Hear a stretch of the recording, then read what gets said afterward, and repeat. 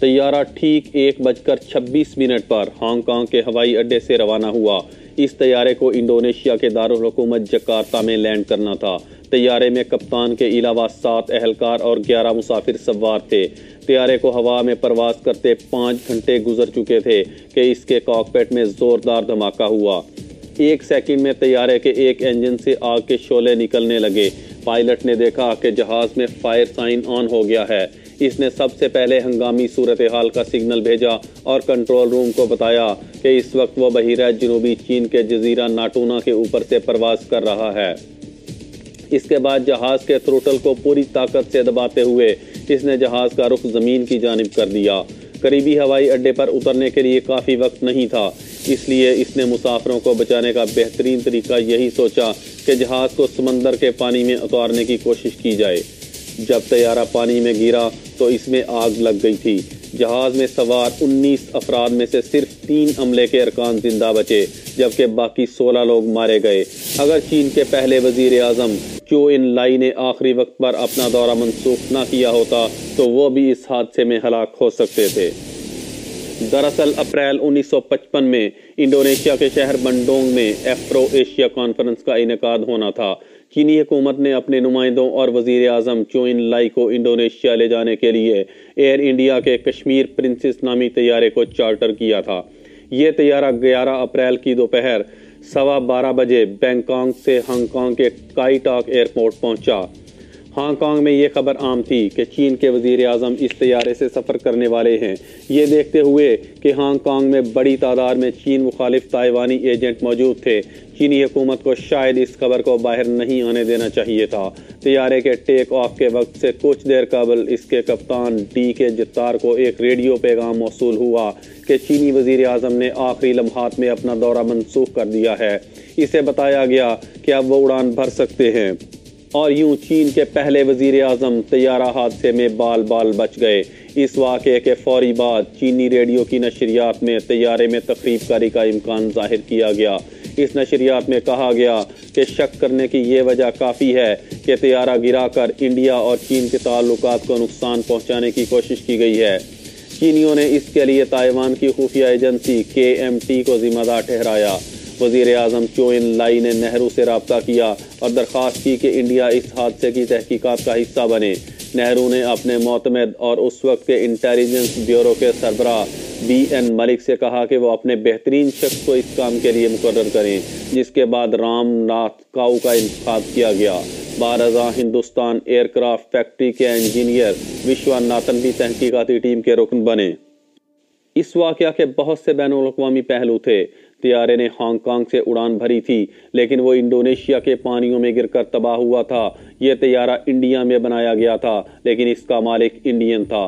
तैयारे में सवार तमाम अफराद चीनी थे।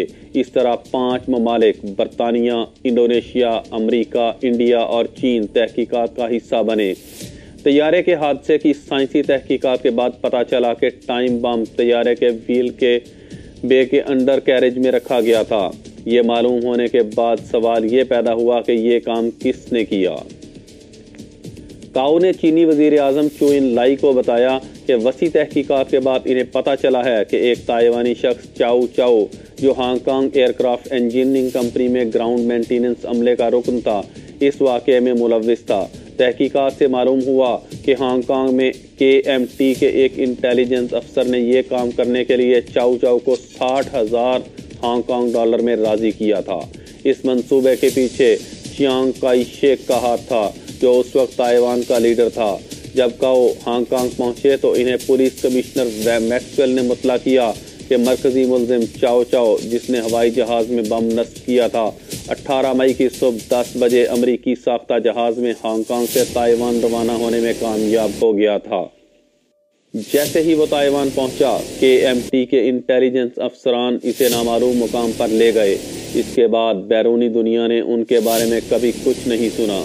नाजरीन, इस वाक़या की एक दिलचस्प बात यह है कि चीन को इस वाक़े से कम 2 दिन पहले इस साजिश का सुराग मिल चुका था।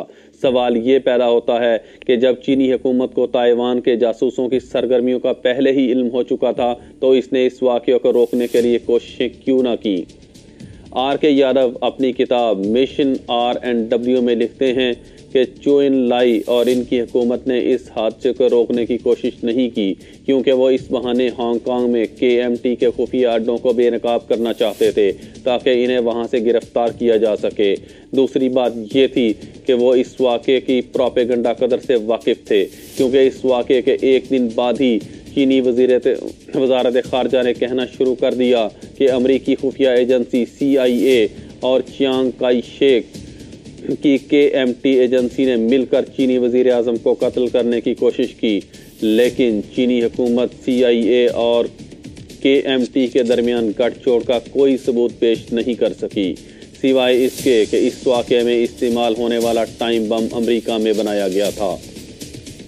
अमरीकियों ने ताइवान से मुतालबा किया कि मरकज़ी मुलजिम चाओ चाओ को हांगकांग से निकाल दिया जाए, लेकिन ताइवान ने यह दरख्वास्त मुस्तरद कर दी।